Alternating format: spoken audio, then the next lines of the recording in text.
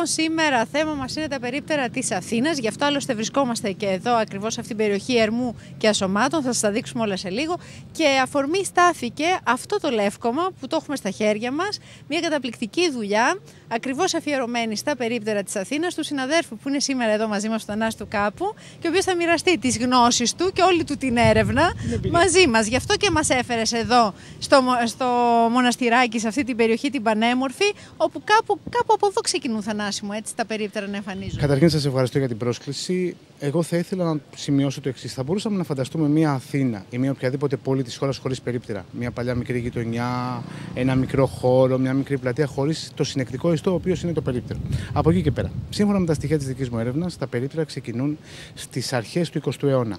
Το πρώτο περίπτερο υπήρξε στην πλατεία Ομονίας το 1889 ως αποτέλεσμα του Ελληνοτουρκικού πολέμου, από τον οποίο υπήρξαν αρκετές εκατοντάδες, αν όχι χιλιάδες τραυματίες και άνθρωποι οι οποίοι βοήθησαν την πατρίδα σε πολλές περιπτώσεις και σε πολλά σημεία, αλλά δεν είχε κανέναν τρόπο να τους το ανταποδώσει.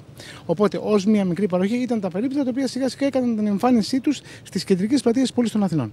Δηλαδή τους δίνανε τις άδειες για να μπορέσουν να επιβιώσουν οι ανάπηροι πολέμου και να ξαναφτιάξουν τη ζωή τους. Να διαβιώσουν με έναν καλύτερο τρόπο, γιατί φανταστείτε μια Αθήνα η οποία οικονομικά ήταν σε εισαγωγικά προβληματική, μια Ελλάδα προβληματική από τους συνεχείς πολέμους, και υπήρχαν άνθρωποι οι οποίοι ήταν στους δρόμους τραυματίες και ανάπηροι, χωρίς να μπορούν καν να έχουν τα βασικά προστασία, χωρίς να μπορούν να διαβιώσουν επαρκώς.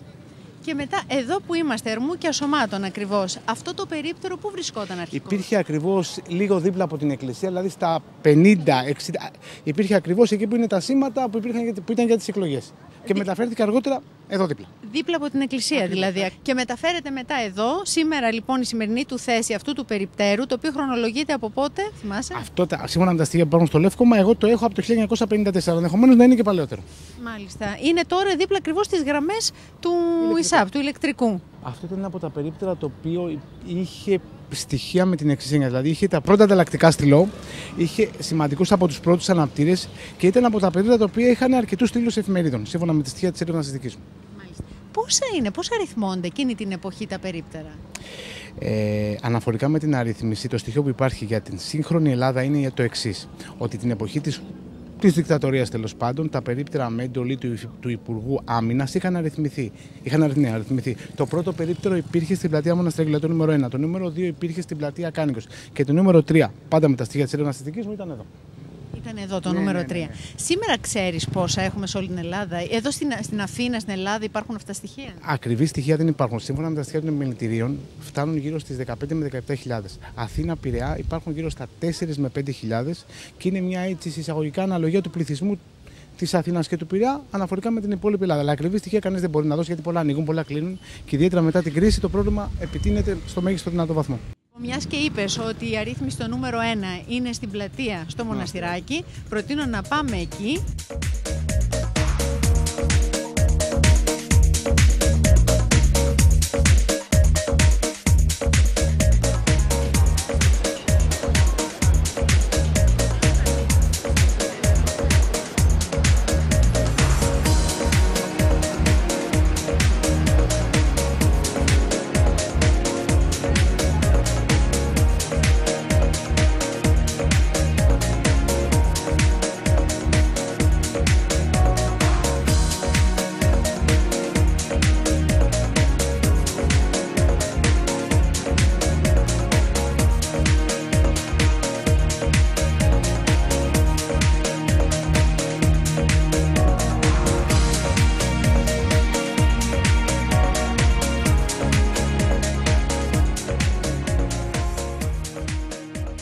Εδώ υπήρχε ένα από τα πιο παλιά περίπτερα της Αθήνας, δηλαδή στο Λεύκομα. Εγώ το έχω βρει το 1950.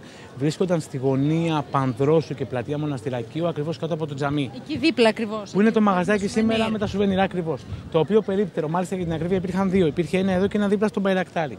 Το περίπτερο που υπήρχε εκεί μεταφέρθηκε ακριβώς έξω από το μετρό. Ήταν το περίπτερο που κατά τη διάρκεια της δικτατορίας είχε το νούμερο 1 και στο οποίο σήμερα είναι ιδιοκτήτης και βασικός διαχειριστής, ένας εκ των παλαιότερων περιπτεράδων της Αθήνας. Ένας άνθρωπος ο οποίος βρίσκεται στο επάγγελμα από το 1954. Τον οποίο μετράει πολλά χιλιόμετρα στο κοντέρ. μην το συζητάτε καθόλου. Και έχει τη χαρακτηριστική ιστορία. ήταν ένα καλοκαίρι του 1965 ή 67, ότι ο άνθρωπος είχε να φάει από το πρωί, είχε κάνει τη βάρδια του και παρακάλεσε έναν φίλο του να πάει να του πάρει μια τυρόπιτα και ένα μπουκαλάκι νερό τροποντινά. Του το παίρνει το μπουκάλι του νερό, του παίρνει την τυρόπιτα και φτάνοντας έξω από το περίπτερο τα έχει φάει και τα δύο. Νομίζω ότι αυτό τα λέει όλα για το επάγγελμα και τις δυσκολίες. Άλλα χαρακτηριστικά που θυμάσαι περίπτερα της Αθήνας, σε περιοχές που αναφέρονται και μέσα στο Λεύκομα. Ένα χαρακτηριστικό περίπτερο το οποίο εκτιμώ εγώ ότι αξίζει κάποιος να το δει είναι στην πλατεία Γκίζη. Βρίσκεται ακριβώς στην ίδια θέση, τροποποιημένο, μεταλλαγμένο, δηλαδή εννοώ με βάση τις νέες συνθήκες, αλλά είναι ακριβώς στο ίδιο σημείο, όπως και στην πλατεία Κυψέλης. Ανεβαίνοντας από από την οδό Κυψέλης, ακριβώς στο τέρμα υπάρχει στο ίδιο σημείο, το ίδιο περίπτερο. Όπως ακριβώς βλέπουμε στο Λεύκομα, δηλαδή, και γυρίζει το ρολόι πίσω. Απλά το κρίσιμο ερώτημα είναι αν θα μπορούσαμε να φανταστούμε μια Αθήνα και μια Ελλάδα χωρίς περίπτερα. Αυτό νομίζω ότι τα λέει όλα. Και κάποιους ανθρώπους οι οποίοι 24 ώρες το 24ωρο βρίσκονται κλεισμένοι σε ένα ζωντανό κλουβί. Κοίταξε, περίπτερα και καφενεία νομίζω είναι από τα πολύ σημαντικά κομμάτια της Ελλάδας. Είναι κομμάτια του συνεκτικού ιστού, όχι απλά της Ελλάδας, νομίζω ολόκληρης της ιστορίας μας, ολόκληρης της κουλτούρας μας. Το περίπτερο τουλάχιστον για μένα είναι ένα απόσπαστο κομμάτι της κουλτούρας μας.